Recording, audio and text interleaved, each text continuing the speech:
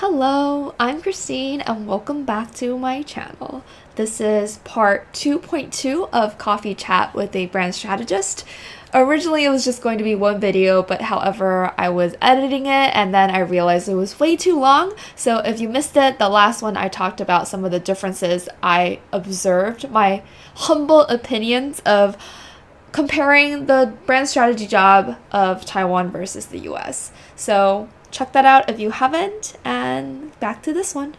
As you're still trying to look for a job, how to keep refining your skills, capabilities, and competitiveness in brand strategy. How do you keep refining those skills even though you're not actively working with a client? So for me, I agree that the easiest and quickest way is to work with a client, be able to work with a team, and actual real life project that you get to analyze the market as it's continually developing, actively working with the client to see what feedback they have, what are the specific challenges that they might have with the strategy that you define for them. So it's often the easiest way is to have real world work. Fastest way to grow as a brand strategist. But one way is to continue to sharpening your skills in brand strategy is through passion projects. Working on passion projects that your friends might have. They might be developing a new product. They might be working on their newest company. That's one way to do it. It may be a little bit harder because you don't get as much of the resources that you might have. However, it keeps your skills sharp. Analyzing these things of auditing their brand, auditing their competitors' brand, and getting to know the audiences. I think it's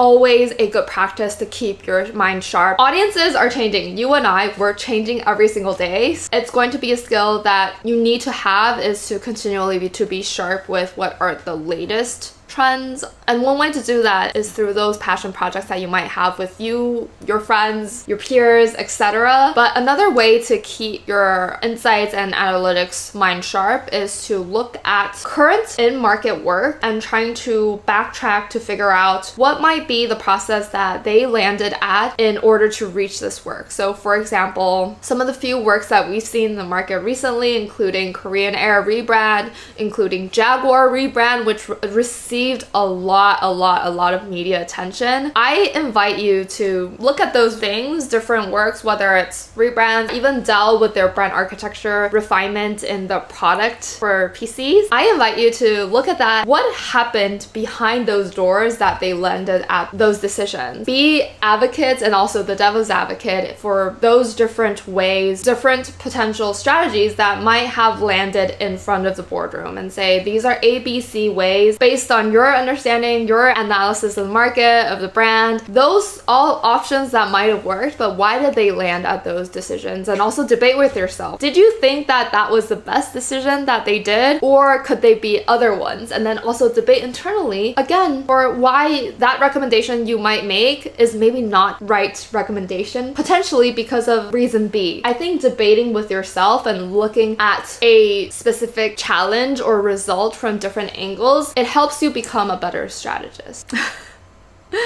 Prioritization of data analytics skills. Based on their observation, brand strategists, there's less emphasis on analytic skills. So question was, is that observation correct? Or is data analytics a also helpful skill for brand strategists? Would it be a potential differentiator for them, or should they focus on other skills and deprioritize data analytics? So in the past, I've also mentioned like design is also a great skill for brand strategists to have, to be more in tune with design, to be more in tune with words. So data analytics is the same. Having data analytics skills always going to be a pro. However, it might not be as important in the day-to-day practice. In a lot of cases, there is a separate analytics department or separately a market research company that the agency works with. So in turn, actually qualitative interview skills or qualitative analytics skills is often what I found was more helpful in the day-to-day practice as a brand strategist. I, as a brand strategist, have had to work with data a lot in conducting surveys and planning, doing research design, and having to go down into the weeds and analyze those data. However,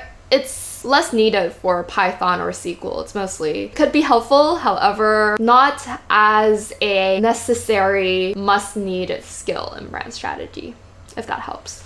Question. In your video, you mentioned that there is no clear-cut standard for a brand strategy. Consider looking for other qualities that make yourself different than other candidates. So question, what qualities can make myself more differentiated? Is there a specific example that you have? Is any skill a potential added bonus? For me, I think that it's true that every skill can potentially be a bonus. It depends on who your interviewer is and who your team is.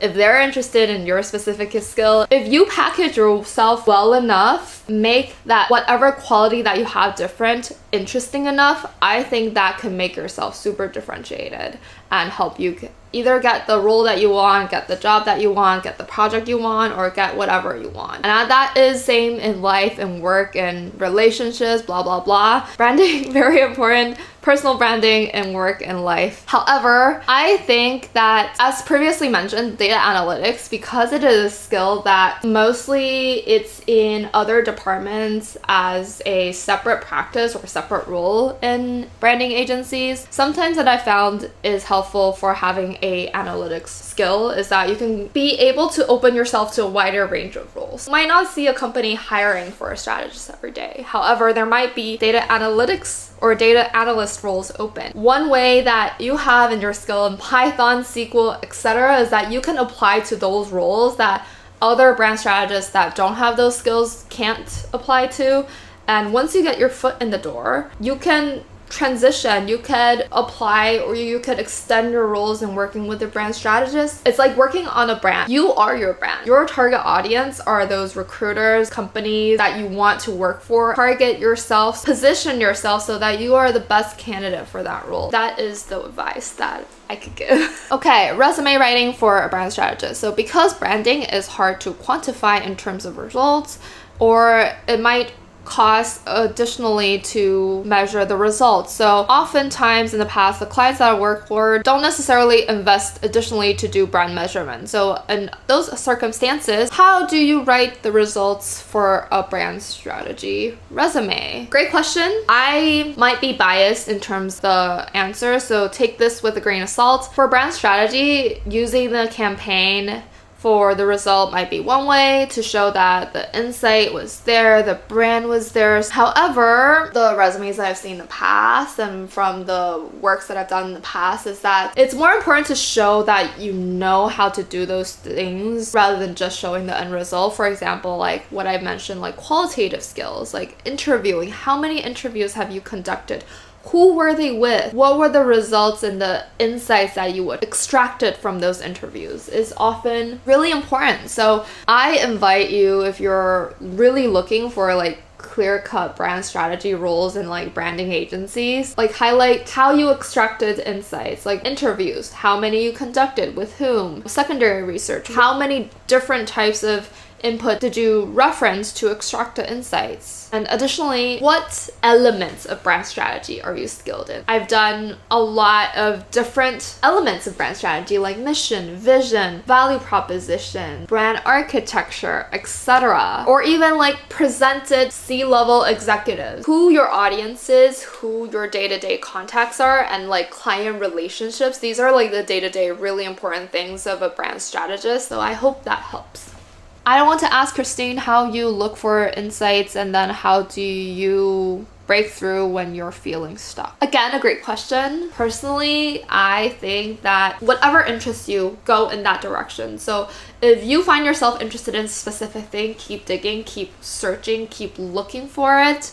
Personally, I am very interested in the intersection of brand strategy and design. I really like to look at, like, for example, art books or history of advertising and branding, and I just looking at these things. I like going to museums. I like looking at brands or rebrands and then seeing like why they made specific decisions, and then thinking to myself, would I have made the same decision if I were in their shoes? Debate with myself. So that's what I do. If that doesn't seem like your cup of tea, I'm sure there's something that interests you. When you're swiping on your social media, there's things that make you pause and look more. So for those things, keep exploring, keep pushing yourself to find those things. That really helps in terms of inspiration and keeping yourself more in the creative mindset. And then when I'm feeling stuck, which I often do, I go ask friends, family, ask for inspiration. Sometimes it's easiest to feel unstuck is to just go out, exercise, get a fresh breath air, try to exercise your brain in a different way than you have. And sometimes that is the method to getting yourself unstuck.